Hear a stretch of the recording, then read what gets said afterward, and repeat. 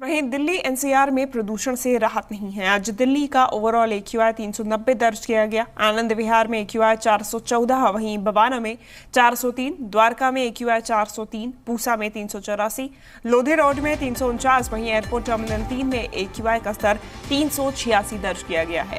R K पुरम में 399, तो वहीं नोएडा में एक्यूआई 360 दर्ज किया गया। ग्रेटर नोएडा में 354, गाजियाबाद में एक्यूआई 328 दर्ज किया गया है। गुरुग्राम की बात करें तो गुरुग्राम में एक्यूआई 320, फरीदाबाद में भी 320 बना हुआ है। दमघोटू हवा में लोग सांस लेने को मजबूर हैं। लोगों की लगातार परेशानी बढ़ती जा रही है, राहत नहीं मिल रही है। दिल्ली एनसीआर में एक बार फिर से प्रदूषण की मार झेलने को लोग मजबूर हो गए हैं। प्रदूषण के स्तर में इजाफा हुआ है। ग्रैब 3 की पाबंदियां हटने के बाद से ही प्रदूषण एक बार फिर बढ़ने लगा है।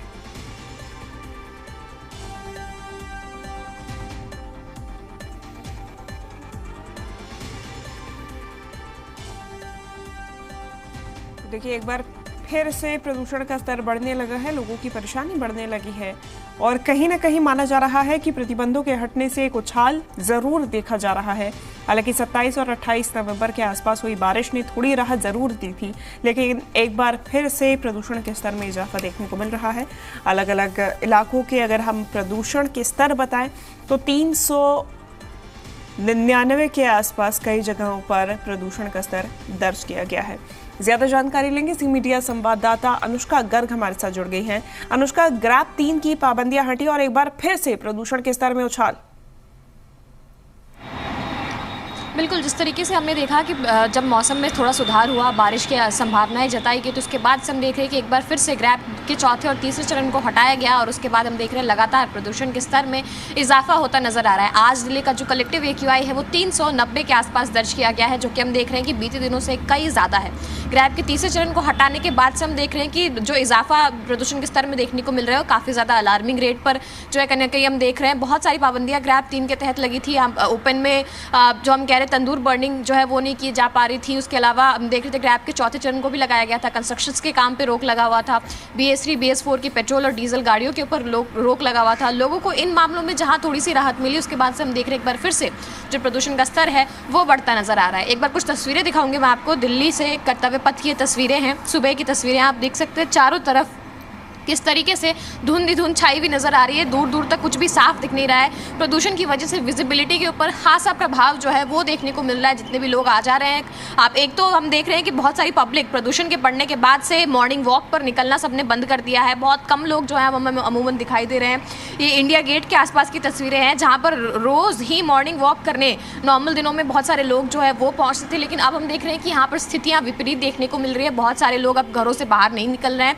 साथ ही साथ गाड़ियों की जो रफ्तार है उसके ऊपर इसका बड़ा असर पड़ा है। लगातार हम देख रहे हैं कि जो गाड़ियां आ जा रही हैं फ्लैश लाइट्स और टेल लाइट्स का इस्तेमाल करते हुए नजर आ रही हैं। साथ ही साथ मैं आपको बता दूं, बच्चे और बुजुर्गों को घर से बाहर निकलने की अनुमति नहीं दी जा रही, क्योंकि जिस तरीके से प्रदूषण बढ़ रहा है, बढ़ता नजर आ रहा है। दिल्ली के अलग अलग स्टेशन पर इमरजेंसी लेवल के पास जो है प्रदूषण का स्तर पहुंच चुका है और लगातार प्रदूषण का जो स्तर है उसमें हम देख रहे हैं कि एक बार फिर से जंप जो है वो देखने को मिल रहा है। लगातार ग्रैब के तीसरे और चौथे चरण को हटाने के बाद से जो भी प्रदूषण का स्तर था वो कहीं ना कहीं बिगड़ता नजर आ रहा है। मौसम विभाग का पूर्वानुमान था कि आने वाले 1-2 दिनों में बारिश की संभावनाएं जो है उसकी वजह से प्रदूषण कहीं ना कहीं कम हो सकता है, लेकिन हम देख रहे हैं कि एक बार फिर से प्रदूषण का जो स्तर है वो काफ़ी ज़्यादा बढ़ चुका है। बारिश हालांकि नहीं हो रही है, थोड़ी तेज़ रफ्तार की हवाएं ज़रूर चल रही हैं और प्रदूषण जो पहले 400 के आसपास था उससे मामूली राहत ज़रूर मिली है, लेकिन एक बार फिर से 400 के आसपास ही पहुँचने वाली श्रेणी में जो प्रदूषण का स्तर है वो पहुँच चुका है।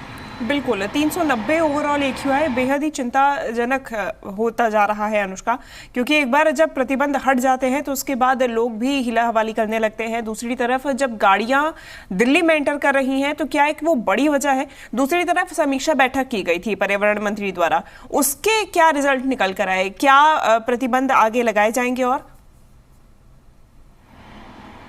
बिल्कुल, अभी ग्रैब के तीसरे चरण के ऊपर सोच विचार जो है वो किया जा रहा है, क्योंकि ग्रैब के तीसरे चरण को हटाने के बाद से लोगों को एक बड़ी राहत मिली थी। बहुत सारे पेट्रोल और डीजल की गाड़ियां जो दिल्ली में लंबे समय से प्रतिबंधित थी वो कहीं ना कहीं अब चलने लगी है। लोगों को उस सभी कॉन्टेक्स्ट में जहां राहत मिलती हुई नजर आ रही है, तो वहीं प्रदूषण को लेकर के हम देख रहे हैं कि लगातार स्थितियाँ काफ़ी ज़्यादा बिगड़ी हुई नजर आ रही है। बहुत से लोग हैं जिनको परेशानी का सामना करना पड़ रहा है। बहरहाल ये देखना बाकी है कि ग्रैब के तीसरे चरण को लागू किया जाता है या नहीं, या फिर मौसम विभाग के पूर्वानुमान के मुताबिक जो मौसम के साफ होने का, बारिश का इंतजार करना चाहिए, क्योंकि जिस तरीके से प्रदूषण का स्तर बढ़ रहा है इस वक्त दिल्ली में शादियों का सीजन चल रहा है, तो जाहिर सी बात है बहुत सारी व्हीकल्स जो है वो दिल्ली में अभी बहुत सारे जो है जाते आते नजर आ रहे हैं, बहुत सारा व्हीकुलर पोल्यूशन जो है वो होता नजर आ रहा है, आतिशबाजियां भी होंगी, तो उसके बाद भी हम देखेंगे कि प्रदूषण का जो स्तर है वो एक बार फिर से बढ़ता हुआ नजर आएगा। तो कहीं ना कहीं ये देखना बाकी है कि सरकार की तरफ से क्या कुछ कदम उठाए जाते हैं, क्योंकि ग्रैब के तीसरे और चौथे चरण के हटने के बाद से हम देख रहे हैं प्रदूषण का जो स्तर है वो काफी ज्यादा बढ़ता जा रहा है। जहां कुछ दिनों पहले हमने देखा था, 2 दिनों पहले की ही बात है, प्रदूषण का स्तर 200 के आसपास पहुंचा हुआ था, वहीं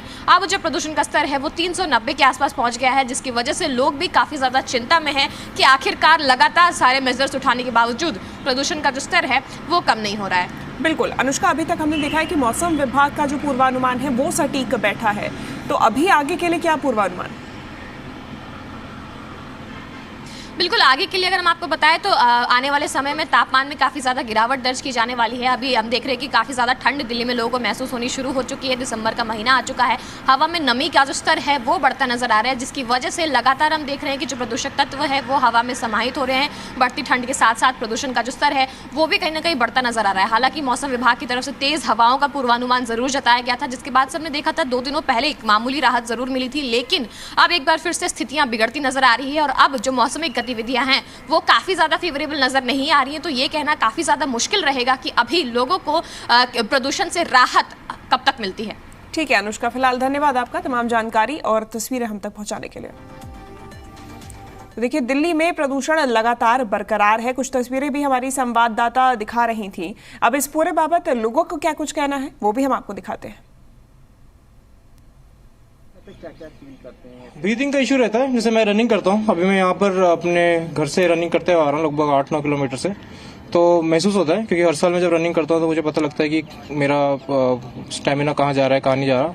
जैसे आज से 3 महीने पहले जब मैं रनिंग कर रहा था तब मेरे को अच्छा फील हो रहा था, मतलब, लेकिन अभी लास्ट 1-1.5 महीने से थोड़ा पोल्यूशन की वजह से फील होता है कि हाँ कि एयर क्वालिटी थोड़ा हेड डिप है।